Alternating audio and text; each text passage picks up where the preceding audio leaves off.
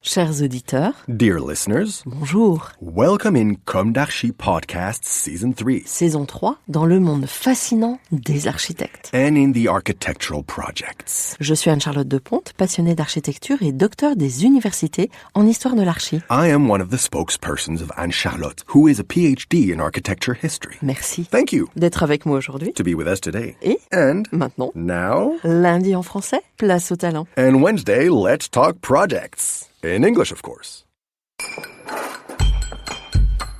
Bienvenue dans Comme d'Archi.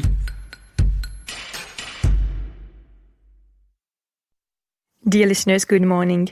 This is Esther on behalf of Anne-Charlotte. It's good to meet you again in Season 3 of Comme d'Archi episode 61 with the Europan 16 project. It is the very interesting project by Marion Lacas and Jacques Ippoliti, architects and urban planners. They tell their story. We are VIS-À-VIS, an office of architecture and urban planning. We are interested in the process of making a project more than in the answer. We think that every situation opens questions with particular ways of thinking. Short stories from the Fragmented City, winning project of the Europan 16 competition for the Porte du Hainaut site, France. For 2 centuries, the same logic of extraction of underground resources has shaped the territory of the mining region on more than 2,000 square kilometers between northern France and Belgium Wallonia. The exploitation of the mines generated a rather systematic development made of shafts, pits, workers' housing, facilities, transport infrastructures, and storage places for mining waste. By losing its main activity, a whole land use plan has lost its logic and coherence.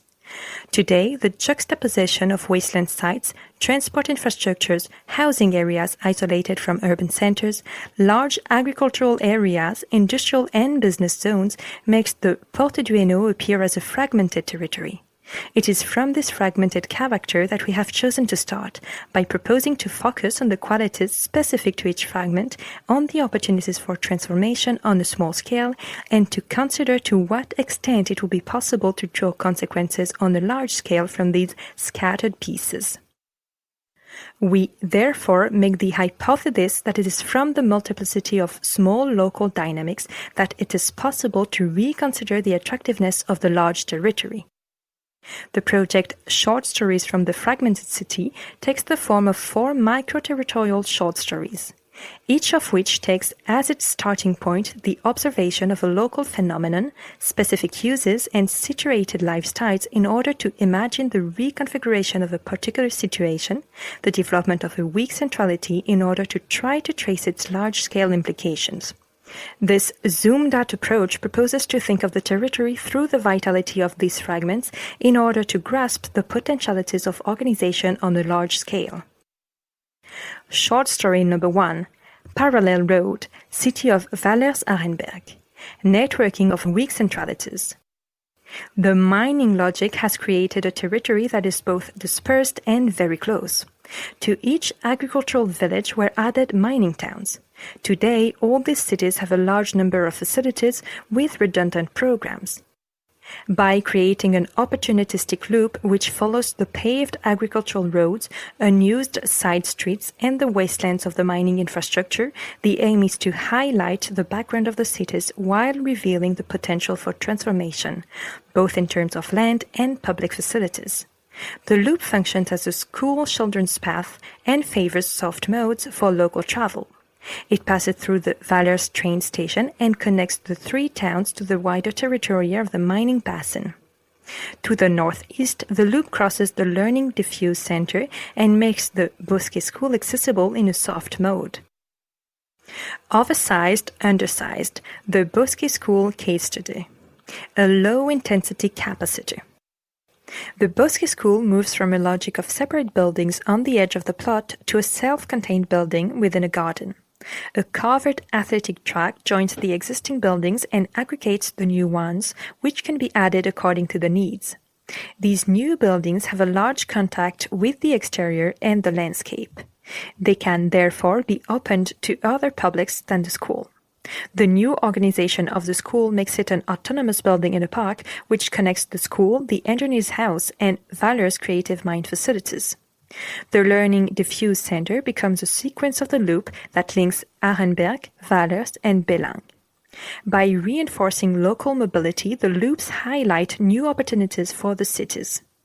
The loops are spread over the whole territory and are based on the high density of train stations inherited from the mining era. Short story number 2, Reconciling the Fringes, City of Escodin, a communal agricultural park. The Schneider Workers' Estate is separated from its administrative city by the A21 freeway and the railroads.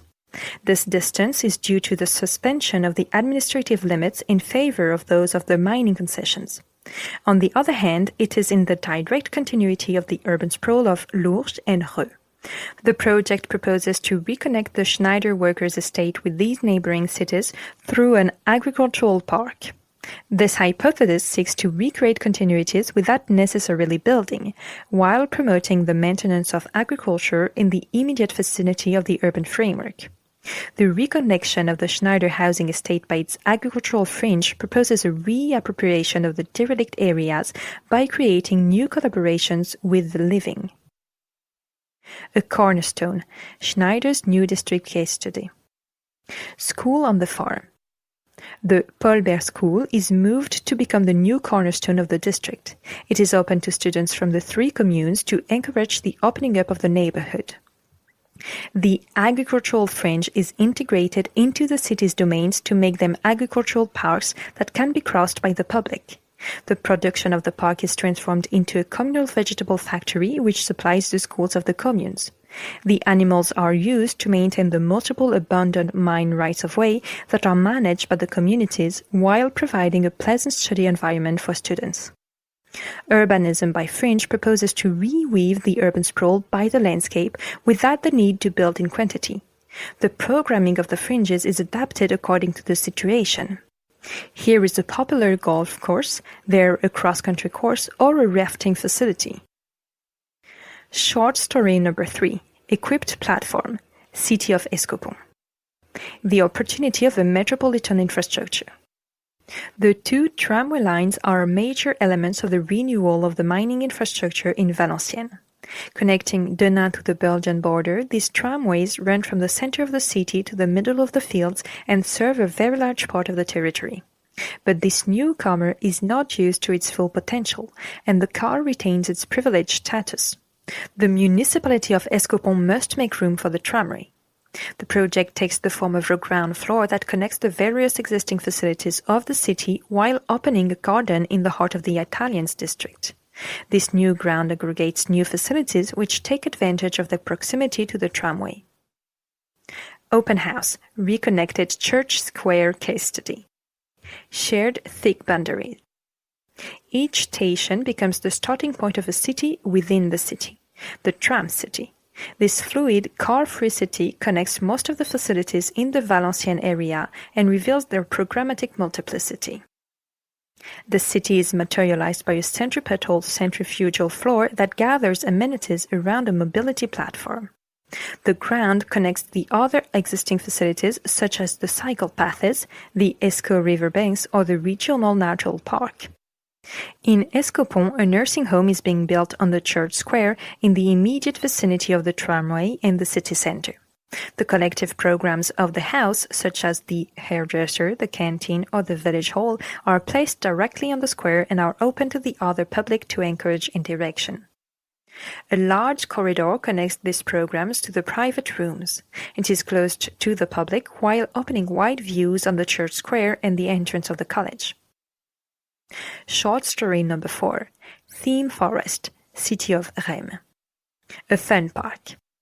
The forest fringe to the north of Rheims is largely composed of mining remains, largely reappropriated by fauna, flora, water, but also humans. The project intensifies the playful dimension of the park by integrating scattered magnets visible from one another. Each magnet or microarchitecture is tinged with a specific program, depending on its proximity to the water, to the mountain bike track, to the treetops. The development is punctual to maintain the forest landscape. An opportunistic walk is based on the Trèves, on the little-used secondary roads, and on the existing agricultural paths to link the different mining vestiges, attractions, and to extend the domain of the city centre of Reims into the forest.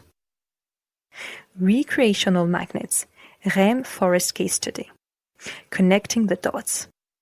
The state forest of Reims-Saint-Amand-Vallers is the largest wooded area in the whole mining basin and the region. It is bordered by a great number of spaces and equipments with a playful or cultural coloration, such as the Thermes de Saint-Amand, the Cité du Pinson, the mountain bike tracks of the Terril de Sabatier, the Trouée d'Arambert, the Maragorio, or the banks of the river Scarpe. The networking of these spaces makes the forest a place of articulation and meeting between these multiple polarities. The development of the forest and its limits must preserve the natural quality of the site and thus avoid any excess of development. Constellation urbanism, articulating localized polarities visible from each other, allows to maintain the forest and its mysteries while increasing the attractiveness of its attractions by their identification in space. The project consists of activating the forest's playful constellation and setting up dedicated signage to give it a regional scope. The Porte du Hainaut Park becomes the gateway to the constellation from Valenciennes. A local loop connects the different mining magnets. Dear listeners, thank you for tuning in. Let's meet again next week for a new Comdarchi in English. And until then, take care of yourselves. Goodbye.